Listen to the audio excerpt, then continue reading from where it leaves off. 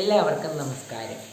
ഞാൻ ഇന്നിവിടെ സംസാരിക്കാൻ പോകുന്നത് കാലത്തിനൊപ്പം മാറുന്ന തൊഴിൽ മേഖല എന്നതാണ്. ഇപ്പോൾ നമുക്കറിയാം, നമ്മുടെ പല ഇപ്പോൾ നമ്മൾ ചെയ്തിരുന്ന പല തൊഴിലുകളും ഇപ്പോൾ ഇല്ലാതായി എന്ന് നമുക്ക് അറിയാവുന്നതാണ്. പക്ഷേങ്കിൽ ഒന്നും നമ്മൾ ആഴത്തിൽ ചിന്തിക്കുകയാണെങ്കിൽ തൊഴിൽ നഷ്ടപ്പെടുക മാത്രമാണോ ചെയ്തത്? അതിലും കൂടുതൽ തൊഴിലുകളാണ് ഇപ്പോൾ വളർന്നു വന്നിരിക്കുന്നത്. ഈ ഡിജിറ്റൽ യുഗത്ത് നമുക്കറിയാം, ഇപ്പോൾ ആർട്ടിഫിഷ്യൽ ഇൻ്റലിജൻസ് എൻജിനീയറിങ്, അതുപോലെ തന്നെ ഡ്രോൺ പൈലറ്റ്, അതുപോലെ തന്നെ റോബോട്ടിക്സ്, പിന്നീട് നമുക്കറിയാം യൂട്യൂബുകളിലുമൊക്കെ വ്ളോഗേഴ്സ്, പിന്നെ സോഷ്യൽ മീഡിയ മാനേജേഴ്സ്, പിന്നെ പല ബ്ലോഗുകളും എടുക്കുന്നവർ, ഇങ്ങനെയൊക്കെ നമുക്കറിയാവുന്നത് തന്നെയാണല്ലോ. അപ്പോൾ പുതിയ പുതിയ തൊഴിലുകളാണ് ഇതിനോടൊപ്പം വളർന്നു വന്നിരിക്കുന്നത്. അത് മനുഷ്യർക്ക് നല്ല ഉപകാരം തന്നെയാണ് ആയിട്ടുമുള്ളത്. നമുക്കറിയാം, ഇപ്പോൾ AI സാങ്കേതിക വിദ്യ കൃഷി രംഗത്തായാലും വിദ്യാഭ്യാസ രംഗത്തായാലും ആശുപത്രികളിലായാലും, എന്തിനേറെ പറയുന്നു, മിസൈൽ സാങ്കേതിക വിദ്യയിൽ വരെ ഇപ്പോൾ ഉപയോഗിച്ചു വരുന്നു എന്നതാണ് സത്യം. അപ്പോൾ ഇങ്ങനെ പോവുകയാണെങ്കിൽ നമ്മളിപ്പോൾ ചെയ്തുകൊണ്ടിരിക്കുന്ന പല ജോലികളും ഇനിയും ഇല്ലാതാകുമെന്നതിൽ ഒരു സംശയവും ഉണ്ടാവുകയില്ല. ഈ AI വന്നതോടുകൂടി തന്നെ നമ്മുടെ ജോലി ഒരിക്കലും ഇല്ലാതാക്കുകയല്ല ചെയ്യുന്നത് എന്ന് നമുക്ക് പറയാം. അത് ഒന്ന് അപ്ഡേറ്റ് ചെയ്തെടുക്കുകയാണ് ചെയ്യുന്നത്. പണ്ട് മനുഷ്യർ എളുപ്പമായി ചെയ്തിരുന്ന എഴുതുന്ന ജോലിയും അതുപോലെ തന്നെ കൂട്ടുന്ന ജോലിയും ഒക്കെ ഇപ്പോൾ നമുക്കിപ്പോൾ എളുപ്പമായി തന്നെ ചെയ്യാൻ കഴിയുന്നത് തന്നെയാണ്.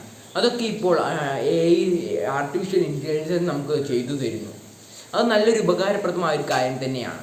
നമ്മളിപ്പോൾ കൃഷി രംഗത്ത് നോക്കുകയാണെങ്കിൽ ഡ്രോൺ പൈലറ്റ് എങ്ങനെയാണെന്ന് വെച്ചാൽ, വിളകൾ നനയ്ക്കാനും അതുപോലെ തന്നെ കൃത്യമായി വളങ്ങളിടാനും പിന്നീട് വിളകളുടെ ആരോഗ്യം നോക്കാനും ഒക്കെ അത് വളരെയധികം ഉപകാരപ്രദമാകുന്നു. പിന്നീടുള്ള കാര്യം, ഏറ്റവും പ്രധാനപ്പെട്ട കാര്യമെന്ന് പറയുമ്പോൾ, ഇതിലൂടെ കാലാവസ്ഥാ വ്യതിയാനം നമുക്ക് കൃഷിക്കാർക്ക് നേരത്തെ അറിയാൻ കഴിയുന്നു എന്നതാണ്. അങ്ങനെ വരുമ്പോൾ കർഷകർക്കൊക്കെ അത് മുൻകൂട്ടി അറിഞ്ഞാൽ അതിന് വേണ്ടിയുള്ള പ്രവർത്തനം ചെയ്യാൻ കഴിയും. ഇപ്പോൾ ഈ ഡ്രോൺ പൈലറ്റ് എന്ന് പറയുന്നത് ഇനി വരാനിരിക്കുന്ന കാലങ്ങളിൽ ഏറ്റവും കൂടുതൽ ഉപകാരമാകുന്ന ഒരു കാര്യമാണിത്.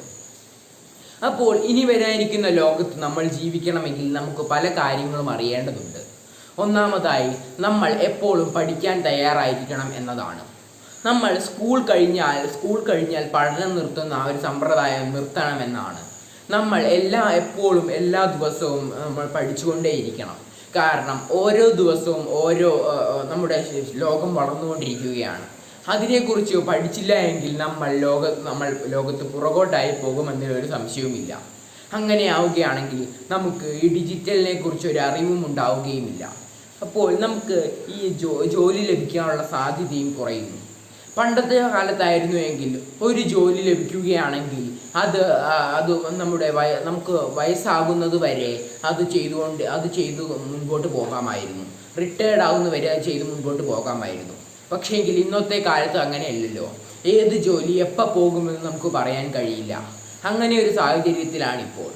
പക്ഷേങ്കിൽ ഒരു കണക്കിന് നോക്കുകയാണെങ്കിൽ നമുക്ക് ഇപ്പോൾ കാണാൻ കഴിയും, ഇപ്പോൾ തൊഴിലില്ലാത്തവരുടെ എണ്ണം വളരെയധികം കുറവാണ്. കാരണം ഇപ്പോൾ എല്ലാവരും സ്വന്തമായി സ്റ്റാർട്ടപ്പുകൾ തുടങ്ങാൻ ശ്രമിക്കുന്നു എന്നതാണ്. പണ്ടത്തെ പോലെ എനിക്ക് സർക്കാർ ജോലി മാത്രം മതി ഇരിക്കുന്നവരല്ല ഇപ്പോൾ. സ്വന്തമായി സ്റ്റാർട്ടപ്പുകൾ തുടങ്ങാൻ ആഗ്രഹിക്കുന്നവരാണവർ. പിന്നീട് അറിയാം, നമുക്ക് സ്വന്തമായി വീഡിയോകളും ബ്ലോഗുകളും എടുത്ത് യൂട്യൂബ് ചാനലുകളിലും ഒക്കെ ഇടുമ്പോൾ അവിടുന്നും വരുമാനം ലഭിക്കും. അങ്ങനെയൊക്കെയാണ് ഇപ്പോഴത്തെ കാലം ഈ ഡിജിറ്റൽ യുഗം മനുഷ്യർക്ക് ഉപകാരപ്രദമായി തീരുന്നത്.